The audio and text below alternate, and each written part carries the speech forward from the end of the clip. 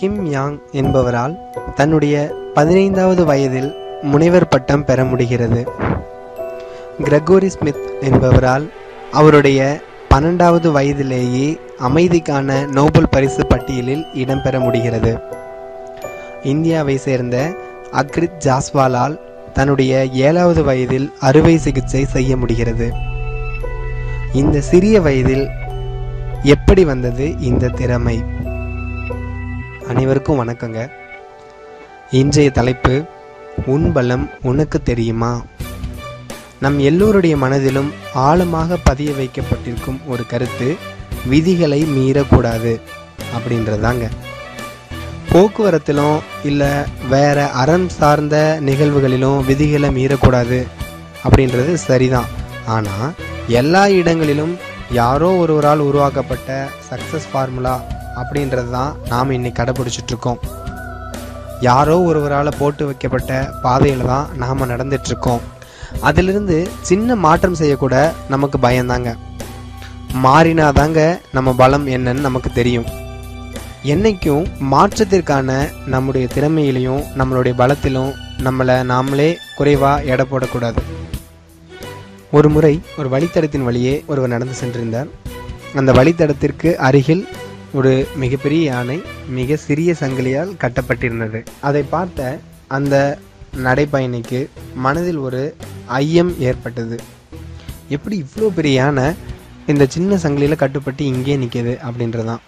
அந்த சந்தேகத்தை போக்கிக்க அவர் அந்த யானையோட காப்பாளர் இடத்துல போய், எப்படிங்க இவ்வளோ பெரிய யானையை இந்த சின்ன சங்கிலியால் இங்கே கட்டியிருக்கீங்க, இந்த யானையும் இந்த சங்கிலிக்கு கட்டுப்பட்டு இங்கேயே இருக்குது, எங்கேயும் தப்பிச்சு ஓடாமல் அப்படின்னு அவர் கேட்குறாரு. அதுக்கு அந்த யானையுடைய காப்பாளர் சொல்கிறாரு, இல்லைங்க இந்த யானை பலமுறை தப்பிக்க முயற்சி பண்ணுச்சு அப்படின்னு. அதுக்கு இந்த நடைப்பயணி, இல்லையே இந்த யானை இங்கே தானே இருக்குது, தப்பிக்கிற மாதிரி தெரியலையே அப்படின்னு கேட்குறாரு. அதற்கு இந்த காப்பாளர் சொல்கிறாரு, இல்லைங்க இந்த யானை அதோட சிறிய வயதில் அது சின்னதாக இருக்கும்போது நிறைய முறை தப்பிக்கிறதுக்கான முயற்சியில் ஈடுபட்டுச்சு. ஆனால் அனைத்து முயற்சிகளிலுமே தோல்வி தான் அதுக்கு ஏற்பட்டுச்சு. காரணம் என்னன்னா, இந்த யானை அன்னைக்கு அந்த சங்கிலியோட பலத்தை விட குறைவாக இருந்துச்சு. ஆனால் இன்னைக்கு பெருசாக வளர்ந்ததுக்கு பிறகும், அந்த யானையோடைய பலம் அதிகரித்ததற்கு பிறகும் அந்த யானை அந்த சங்கிலியை விட்டு வெளியே வர முயற்சிக்கல. காரணம் என்னன்னா, தம்மை விட இந்த சங்கிலிக்கு பலம் அதிகம் அப்படின்ற காரணம் தாங்க. இது போல தாங்க நாம என்னைக்கோ ஒரு நாள் ஏதோ ஒரு சூழ்நிலையில முயற்சித்த தோல்வி அடைந்த சில விஷயங்களை இன்னைக்கு வரைக்கும் நம்ம முயற்சி செய்யாம இருக்கோம். ஒருவேளை இப்ப அந்த செயலை செஞ்சு பார்த்தோம்னா கண்டிப்பா அது சக்சஸ்ஃபுல்லா இருக்கும். நம்ம பலம் என்னன்னு தெரியாமலே பயந்து பயந்து சாதாரண மனிதராகவே இருந்துட்டு தாங்க நம்ம போறோம். உண்மையை சொல்லணும்னா, நம்ம என்ன நினைக்கிறோமோ அதை விட நம் மிகவும் பலமானவர்கள்ங்க. நம்ம என்ன நினைக்கிறோமோ அதை விட நம் செயல்கள் பலமானவைங்க. நான் ஆரம்பத்தில் சொன்ன 3 பேரும் தன்னுடைய பலம் என்னன்னு அறிஞ்சு செயல்பட்டவங்க தான்.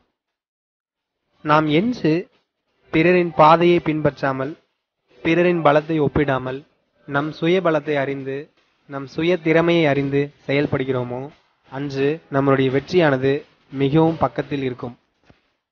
நம் சுயபலம் அறிந்து கொண்டு நாம் எதற்காக பூமியில் படைக்கப்பட்டோம் என்பதை அறிந்து அதை நிறைவேற்ற போகிறோமா?